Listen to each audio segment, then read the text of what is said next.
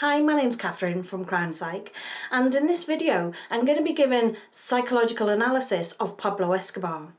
Pablo Escobar was a Colombian drug lord and a narco-terrorist. His drugs cartel supplied an estimated 80% of the cocaine smuggled into the United States at the height of his career, turning over $21.9 billion a year in personal income. He's often called the king of cocaine and was the wealthiest criminal in history, with an estimated known worth of between 25 and 30 billion dollars by the early 1990s, which made him one of the richest men in the world in his prime. Unlike most offenders, Escobar started out by committing the smaller crimes, and he built on this over the years. It's been reported that his illegal activities began with selling fake diplomas as a teenager, and this escalated to selling fake report cards, stealing headstones and stereo equipment, and stealing cars. In the mind of any offender, if they get away with carrying out petty offences, they gain a sense of confidence in their ability. If a person was caught during an initial act, and the punishment was unpleasant enough, then the illegal behaviour is not likely to carry on.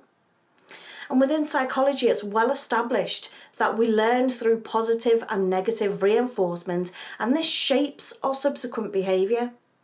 A child, for instance, might accidentally place their hand on a fire, resulting in severe pain. And because there was a negative experience, the child is likely to avoid the pain by not repeating that behaviour. And similarly, if a child puts all their toys away when they're asked, and they're rewarded with a smile or some praise or possibly a treat from their parent, the child is then likely to repeat that action when asked to do it the next time, because they want that reward, they want that positive reinforcement.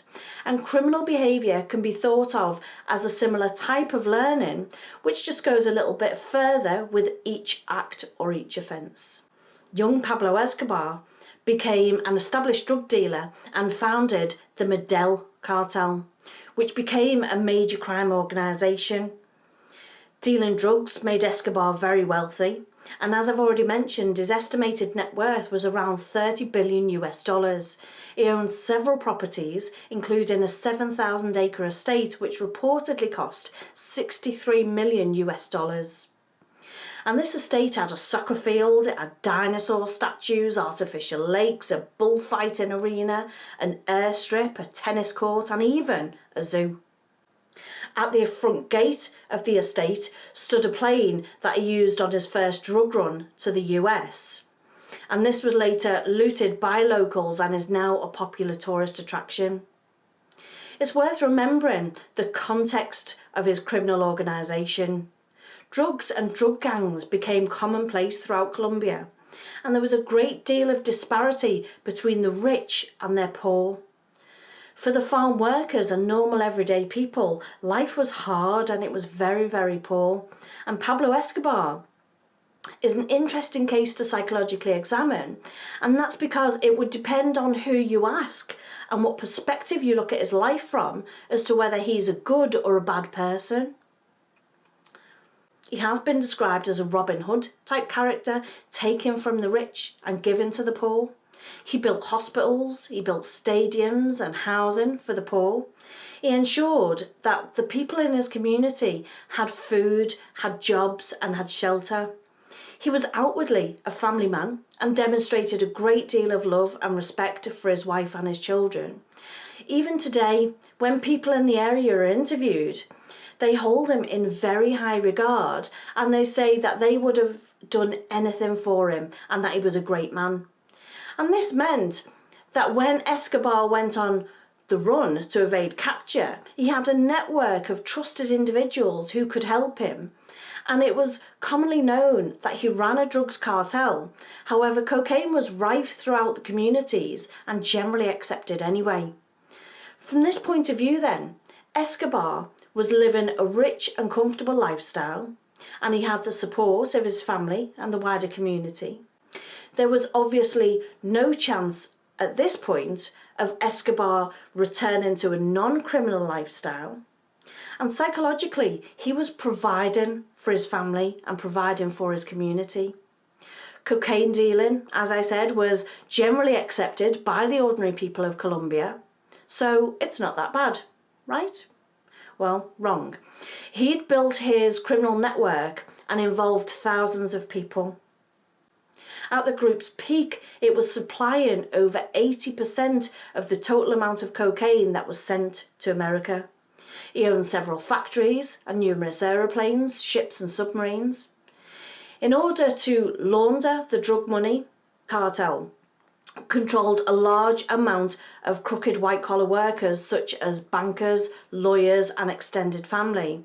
And some reports suggested he killed around 4,000 people. However, this number doesn't include any deaths that he ordered. He ordered the assassination of the Justice Minister, who led attempts to expose his criminal activities and prevent him from becoming involved in politics. In 1989, the cartel was blamed for detonating a bomb on a plane that was carrying an alleged informant. This reveals Escobar's very dark character of using violence and killing so that he could continue to live his extravagant lifestyle. His title of the King of Cocaine reflects a need for power and control. He's likely to have been delighted by such a title. He built up a persona that he was well liked and well respected within his community, and this would have taken years to build up. And this reflects his skill at manipulation, and it shows a great level of patience. Various TV documentaries show interviews with his wife and children, and they talk about how much he loved them and the lovely times that they'd spent together. Of course, they knew of his illegal drug activities, but Escobar is likely to have sheltered them from much of the violence and much of the killings he was involved in. His son spoke about him flying into a rage when attempts were made to harm his family. He said that his father shouted about how he was the criminal and any repercussions should be directed at him and not his family. And after this attack on Escobar's family, he waged war on those who tried to harm him or his family and mounted several attacks. This clearly demonstrated how important family was to Escobar and how he's seen his illegal activities and family life as something to be kept separate. However, his response to threats against his family was violence and death, and this shows his willingness to harm others for his own needs. Because 80% of the cocaine entering the US came from his cartel, the US began to put pressure on the Colombian authorities to extradite him. There was growing public suspicion as to the origins of his enormous wealth, and the authorities within the US began to investigate this further. And Escobar tried to sway the Colombian authorities towards no extradition clause and to grant him amnesty in exchange for giving up the drug trade. He mounted a terror campaign with further killings, including innocent citizens. And this turned public opinion against him, and it resulted in a breakdown in the alliance of the Colombian drug traffickers. And again, this shows his tendency to manipulate others to benefit himself. And when this doesn't work, he turns to violence and to killing. Due to the growing demand for his capture and public opinion was diminishing, Escobar offered to turn himself into the authorities. However, his conditions were that he was to be imprisoned in a jail that he had purposely built. And very surprisingly, the Colombian authorities agreed to this. La Cathedral was purpose-built and had all the luxury that he was used to, and this facility that he was jailed in included a nightclub, a sauna, a waterfall, a soccer field. It had telephones and computers and fax machines, and so psychologically nothing very much had changed for Escobar.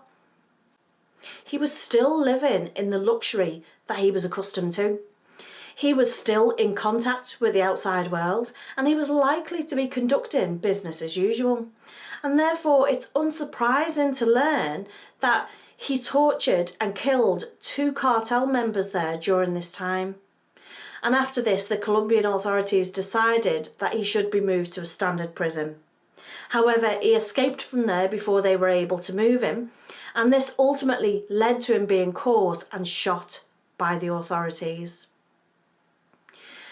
And in conclusion then, Pablo Escobar was at ease using violence and killing people so that he could live the lifestyle he wanted to. Although he showed a great deal of love and compassion for his family, associates and wider community, he showed very little empathy towards those who stood in his way. He was a very driven individual and tried to ensure that he was mostly seen in a positive light. There is a disparity between a family man and the killer though, and he's likely to have felt very justified with his actions. I do thank you very much for watching this video, and it would really help me out if you would click like or click subscribe. I want to know what your thoughts on Pablo Escobar is. Do you think he was a sinner or a saint? Leave me some comments below and I'll always try and get back to you. Why not take a look at my website where there's much more information. There's loads of free content on my website. I'll put the information in the comments below. Thank you again for taking the time for watching this video. Bye for now.